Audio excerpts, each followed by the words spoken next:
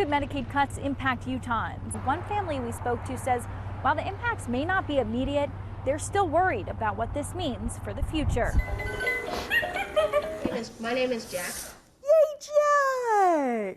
3-year-old Jack enjoys spending time with his mom, Emily Anderson. He'll go nuts in here for like hours and get everything all tangled up. Like other kids, Jack loves watching TV and playing with his favorite toys. We thought that we knew what his future was going to look like to then getting a progressive and terminal diagnosis. Jack was diagnosed with Lee syndrome before he turned 1.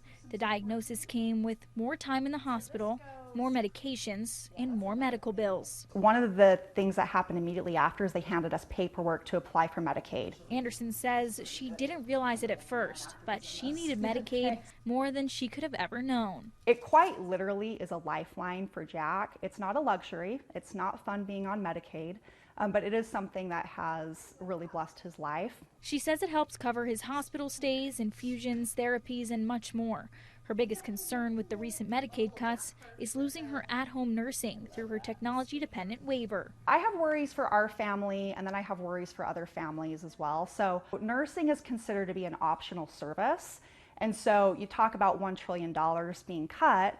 Well, what's one of the first things they're going to cut? We don't know, but we think that it might be the nursing. I think people are concerned, confused, and want more information. At the Disability Law Center, Nate Krippis says eventually there is going to be less federal Medicaid dollars coming to the state because of the Trump administration's bill. I think what we anticipate is as soon as this next legislative session or beyond, there are going to be conversations about what that looks like and what funding has to be moved around. Are there going to be cuts to services and programs? Historically, there have been, when states have had less money, what they have cut are HCBS programs like waivers. While Krippis says there won't be any imminent changes, the first changes going into effect would be work requirements put into place for people in the expansion population of Medicaid. These changes will happen over time, but for Anderson and her family, it's difficult to think about what it could mean in the long run.